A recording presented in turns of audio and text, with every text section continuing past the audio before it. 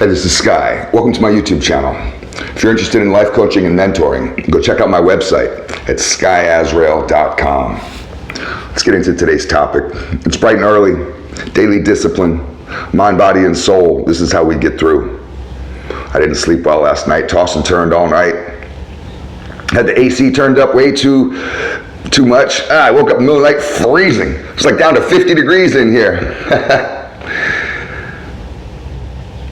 Finally just woke up. Sometimes I feel like, you know what, it's just better to be awake.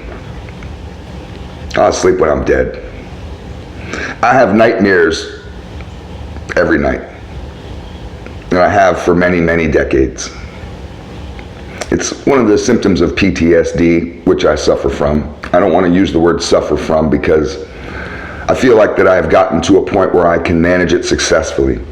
I even feel like I've gotten to a point where some of the traumas that I have had PTSD around, because you can have PTSD, you can have a salad of PTSD. Some of you lucky motherfuckers where you only have it from one event. That's easy to get over. Some of us has it from a whole bunch of shit. Got thoroughly overwhelmed by really fucked up shit. Some of those events I've gotten over. They no longer trigger me. How does that happen? Psychiatrists don't really understand PTSD, and they think it's an aspect of depression or anxiety, and they'll prescribe you pills that might not really work.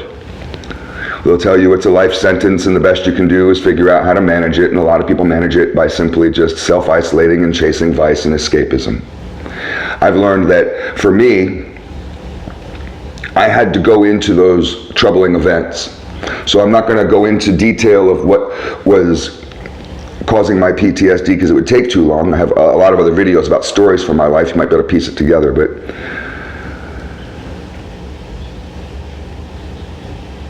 for a long time I had run from those issues because they fucked me up. And every time I think about the breakup, every time I think about the murder, every time I think about these various things, it really fucked me up. It could make me cry, could make me go into a rage, could make me get so aggressive and angry that I self-harm myself in one way or another. Self-sabotage. There's all kinds of shit I would do. Even just on the basic level, I just self-isolate and become a hermit. Not be able to have relationships. Find it almost impossible to even love someone else.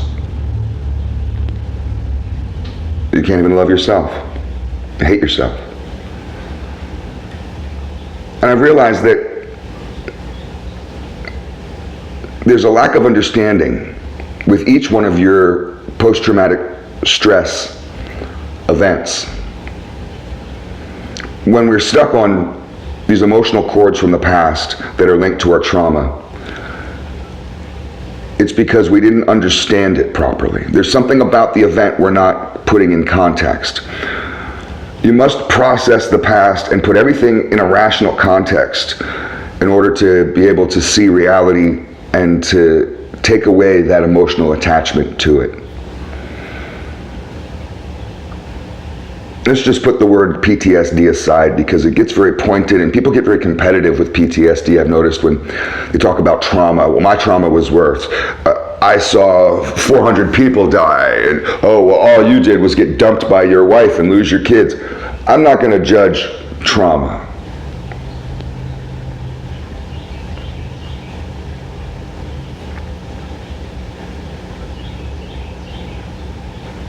I've had to go through to reopen some of those wounds, to peel off the Band-Aid, peel off the scab, and to let it bleed again, to go right back into those days, and to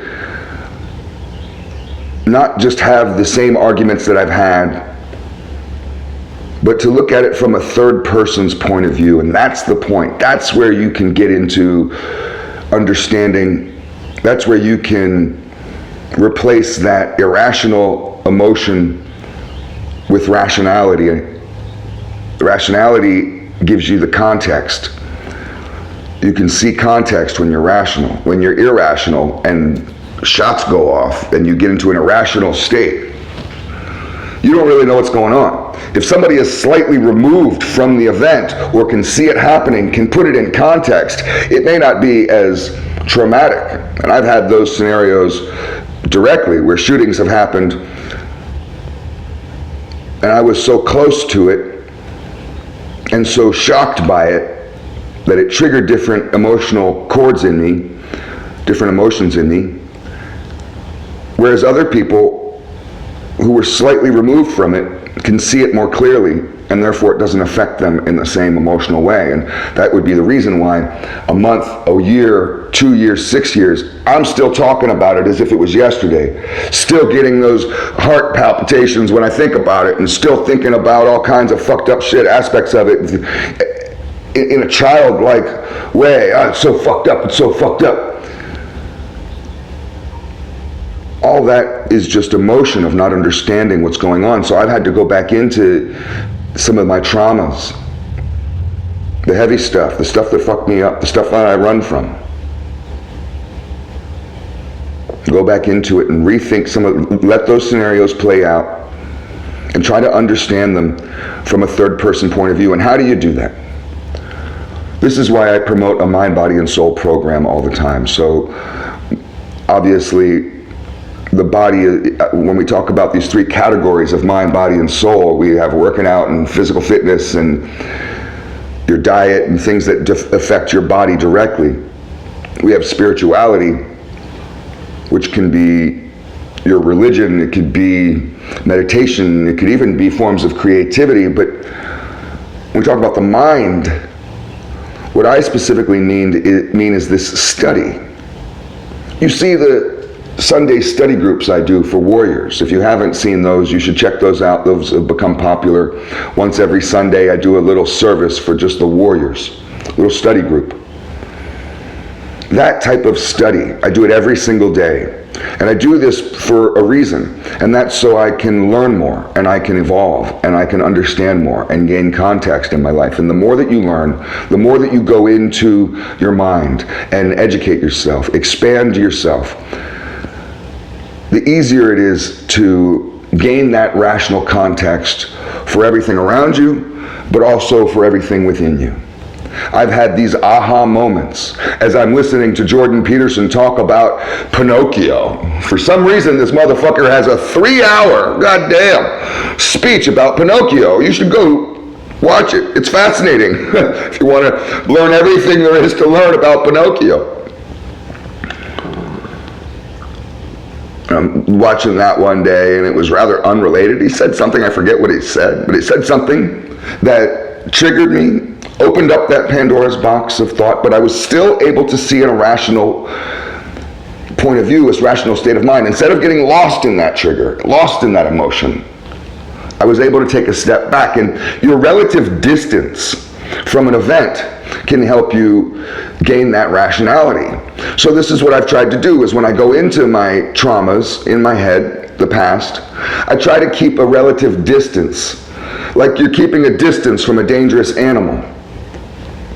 It's interesting when you go to Africa and you'll be out on the plains, out in the bush, wherever where there's a lot of wild game, and you'll see a herd of animals, might be wildebeests, might be zebras, and they'll be right next to some goddamn lions.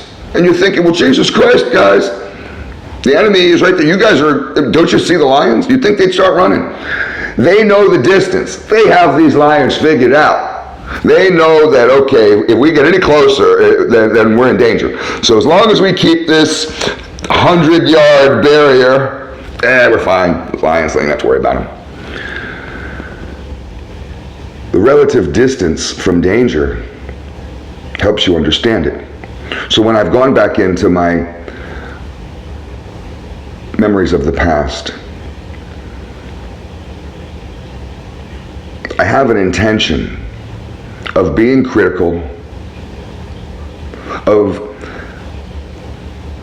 opposing the emotion that arises. So if I immediately become upset and feel like crying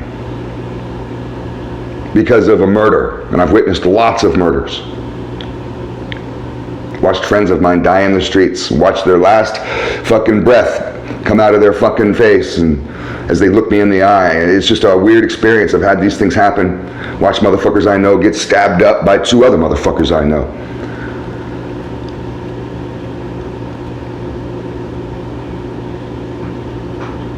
I try to oppose the emotions that come up. Not in a mean way, not in a vicious way, not in a bullying way. In a balancing way.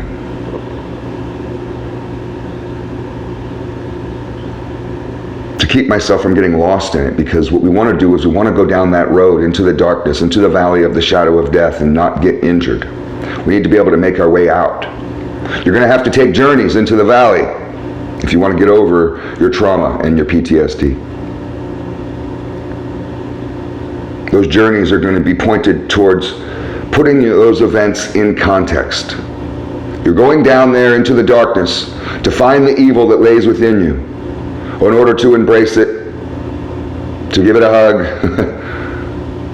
but to help it understand what happened. This is how, and I've noticed this is how I go through a shooting and it fucks me up. I'm in therapy over it. My brother goes through the same thing. He's been through most of the shit with me and it never fucked him up. And one might say, oh, he's hiding it better. No. Because he was able to put it in context in the moment. To him, it wasn't one of these shocking events where your whole world breaks down. I have had responses from murders where it triggers this response in me that's very childlike. People shouldn't be killed at a young age. That was one of them that I had a hard time understanding. Why do people die at a young age? It's not right. A 20-year-old man, an 18-year-old man, a 16-year-old boy shouldn't get murdered. They shouldn't die. And my brother over there is just like, get over yourself. That shit happens. It's been happening since the beginning of time, man. Death happens. He's already put it in a context, accepted it, and gotten over it, whereas I get stuck on this righteous idea of we should all have a right to live long and have this wonderful life, and the fact that some people their lives get taken, it's so wrong, it's so terrible. That's what keeps that fucking emotional trauma going. And every time that event comes up, I think about, man, Eric was too young to die. Or whoever. My father, murdered at 46. I'm 51. I'm older than my father. How many of you are older than your father?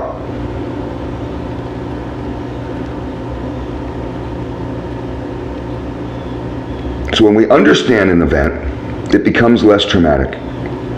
You have to create that distance from the emotion in order to put it in the context that you need in order to understand it. I hope somebody gets what I'm talking about. It's all just food for thought. I'll bring this up again. Thanks for watching.